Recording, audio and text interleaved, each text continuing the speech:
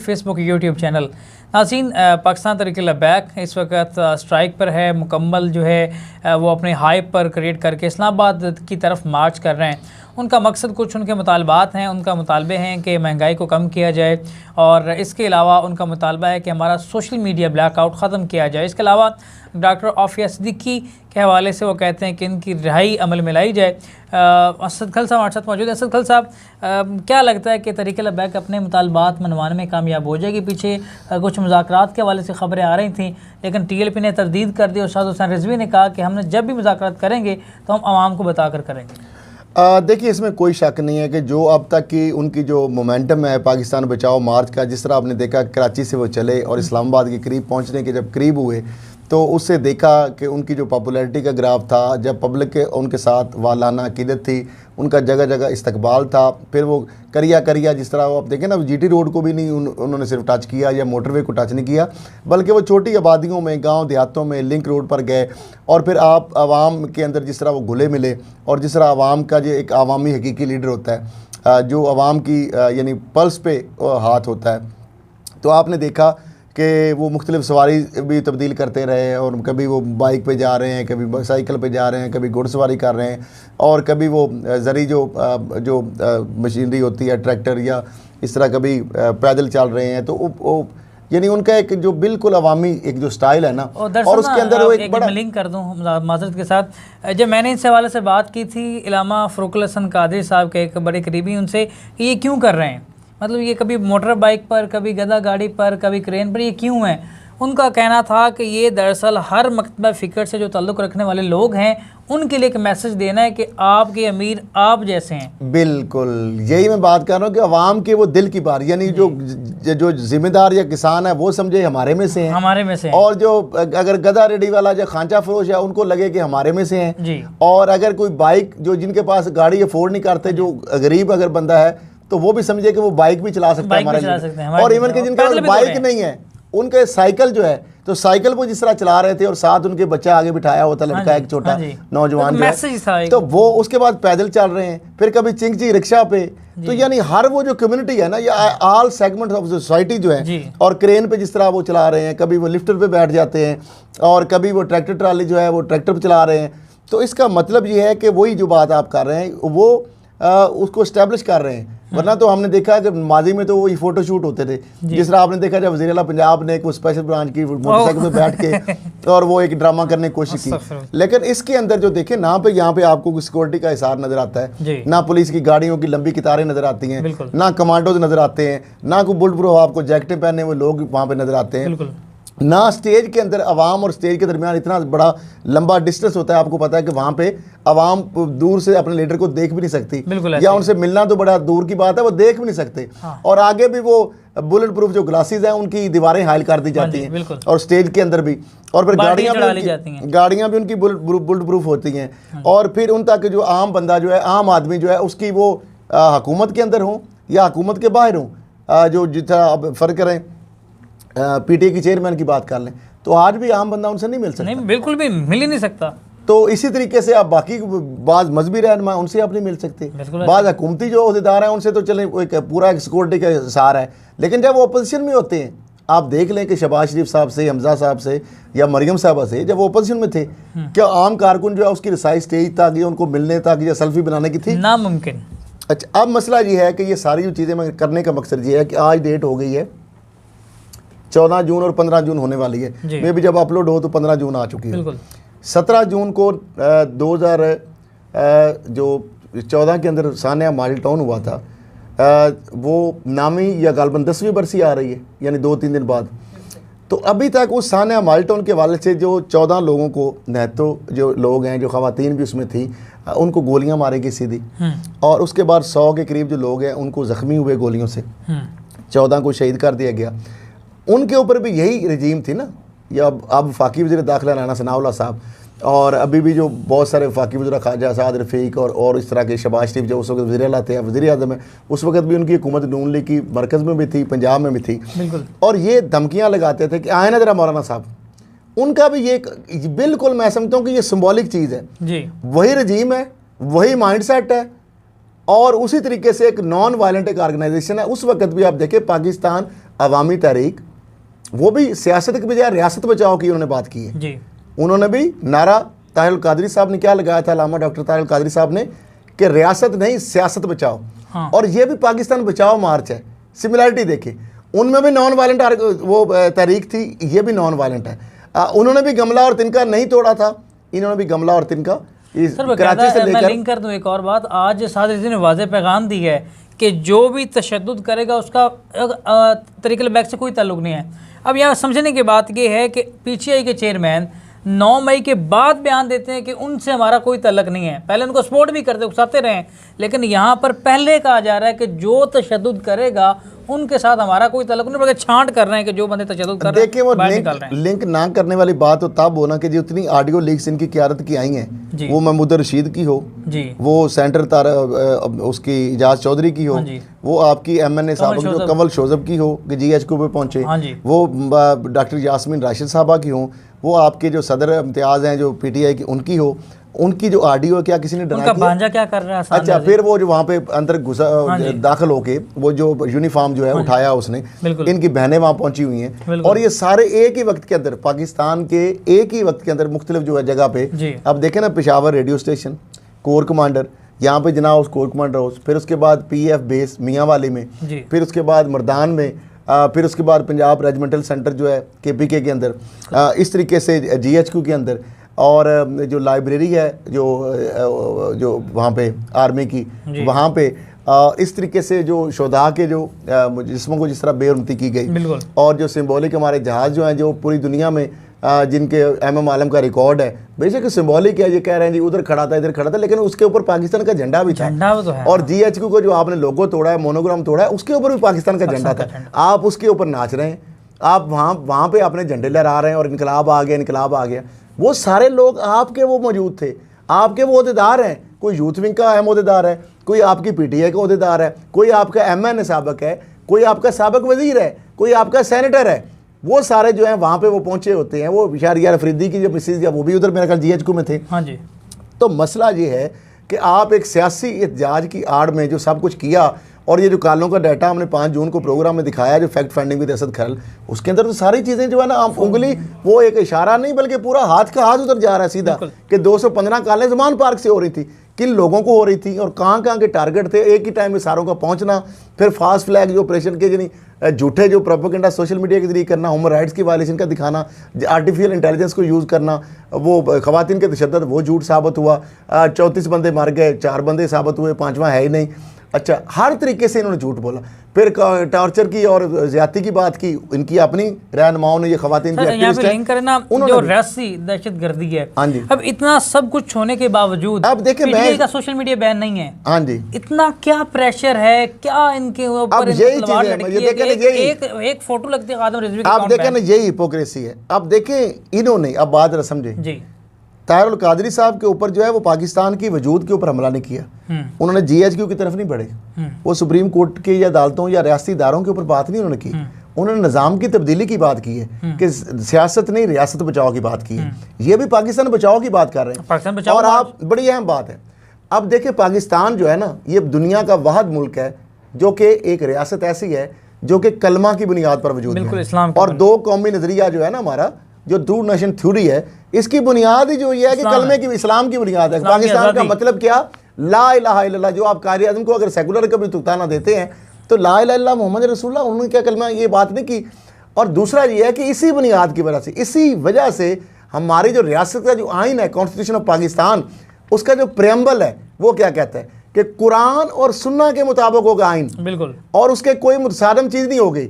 अब सिराजुल हक साहब बड़ी बात अच्छी करते हैं कि सूदी जो निज़ाम है, आपने बज़ाहिर हिपोक्रेसी है हुकूमत की कि वो कहते हैं नहीं सूद का जो है, सूद के बगैर निज़ाम चल नहीं सकता। वो कहते हैं सूद का निज़ाम, देखिए रिबा भी है और बहुत सारी चीज़ें हैं। मसला ये है कि अगर चल नहीं सकता तो फिर फेडरल शरीयत कोर्ट ने इस चीज़ को गलत क्यों करार दिया, और हुकूमत जो है वो अपील में भी नहीं गई, लेकिन इम्प्लीमेंट भी नहीं हो रहा। ये कौन सी मुनाफिकत है? अपील की गई है। अपील पहले तो उन्होंने मुकर गए थे ना, उन्होंने कहा जी हम अपील में नहीं जा रहे, इनके बयान है, मैं नहीं कह रहा, खुद लीक हुई। अच्छा, दूसरी बात मुझे बताएं कि ये बात अल्लाह से आप जंग कर रहे हैं, यानी आप अल्लाह ने जब कह दिया अपनी किताब में और अपने कलाम के ज़रिए कुरान मजीद के ज़रिए कि सूद का कारोबार लेने वाला देने वाला ऐसे ही है जैसे अल्लाह ताला से नौज़ुबिल्लाह जंग करने के मुतरादिफ। और हम एक इस्लामिक रिपब्लिक ऑफ पाकिस्तान, हमारे आइन का जो प्रियम्बल है कुरान और सुन्ना के मुसाद नहीं हो सकता, और हम अल्लाह से जंग करने उठ बैठे, कोई पूछने वाला नहीं इस रियासत। अच्छा, दूसरी बात इसके अंदर कि देखें शराब से हमारे खजाने में कितने करोड़ों अरबों आ रहे हैं, यानी एक्साइज एंड टैक्सेशन शराब की फैक्ट्री है। अच्छा, इसको भी छोड़ दें, अब आ जाते इधर। देखिए इस मार्च के अंदर मुझे बताएं कोई इंतहा पसंदी की बात की हो कराची से लेकर, बिल्कुल भी कोई एक बात उन्होंने तफरकाबाजी की बात की, बिल्कुल भी नहीं, किसी को उन्होंने बोतान तराजी की बात की, बिल्कुल भी नहीं, किसी सियासी पार्टी को टारगेट किया हो, उन्होंने एकरास दी बोर्ड बात की है। अगर बात पीटीए के साथ कोई ज्यादती की बात हुई है, चारदीवारी का तकद्दुस किया, उसको भी मजम्मत की है। अगर उनके बेगुनाह लोगों को पकड़ा गया तो उसकी भी मजम्मत की है, और राना सनाउल्लाह के साथ जो उनकी फैमिली के साथ इंतकामी कार्रवाई या ज्यादती उसकी भी मजम्मत की है। उस्मान डार की फैमिली के साथ हुआ है उसकी भी मजम्मत की है।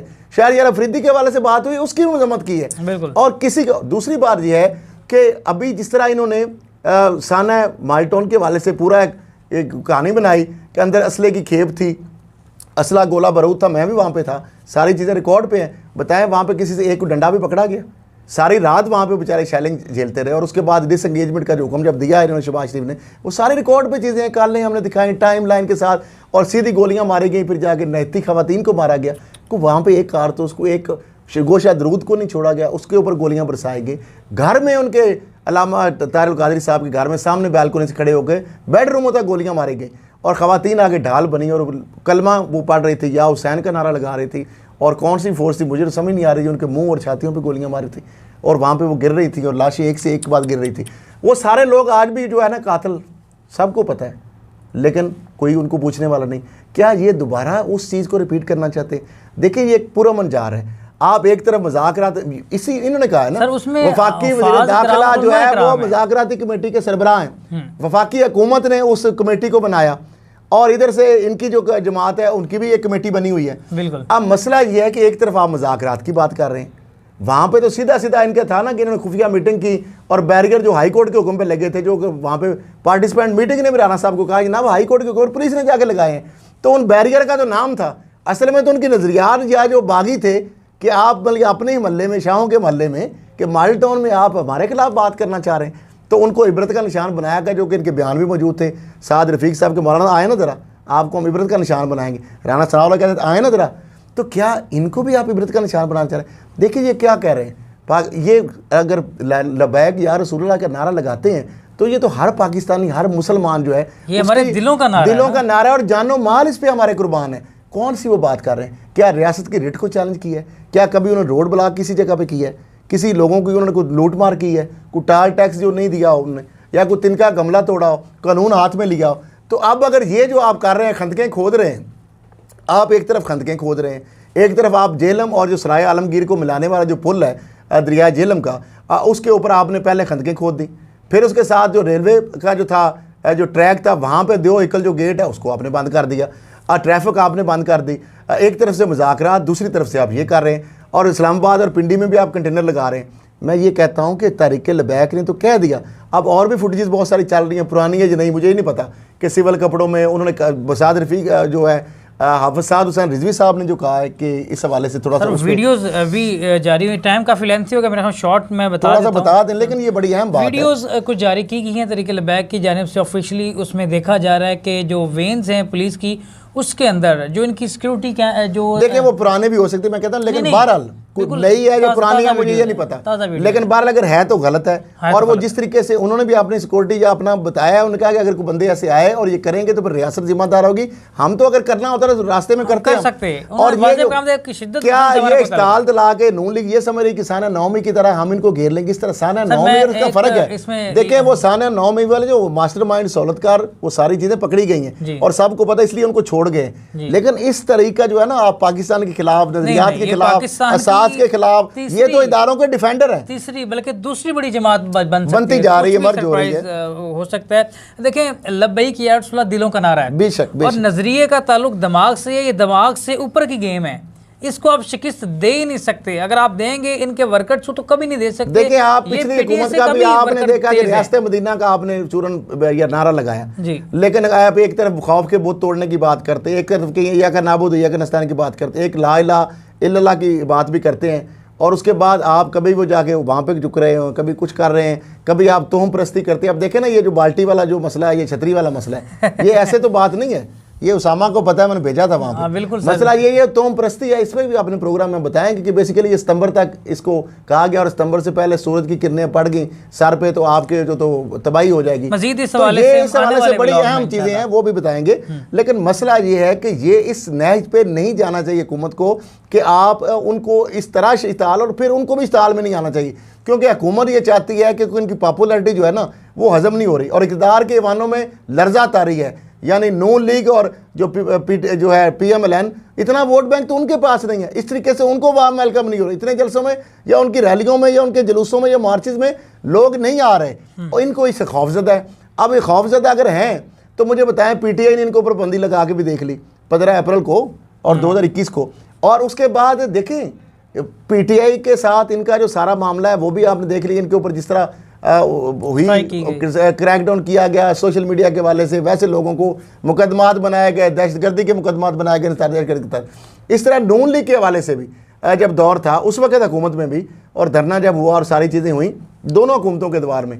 लेकिन आप बताएं कि ये नॉन वायलेंट एक ऑर्गेनाइजेशन है, कौमी धारे में आना चाहते हैं, खुदारा आप उस माइंड सेट से निकल आए। साना माल्टोन वाला वो पहले लोग हम रो रहे हैं कि पहले कम से कम वो, तो क्यों आप दोबारा उन चीज़ों को रिपीट एपिसोड को करना चाहते हैं।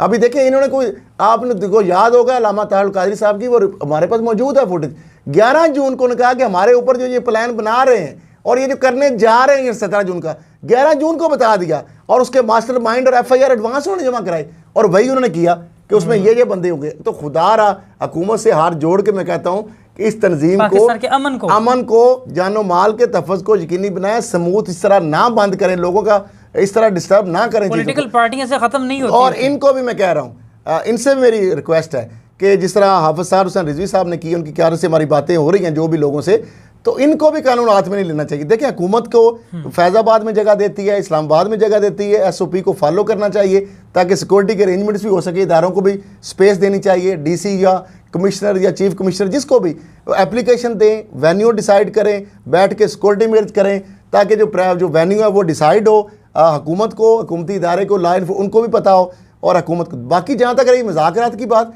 देखिए वो कह रहे हैं लबैक या रसूल अल्लाह के लिए, हम तो उसके लिए तहफ़्फ़ुज़ के लिए निकले हैं, हमारा कोई मुज़ाकरात के लिए वो नहीं आ रहे।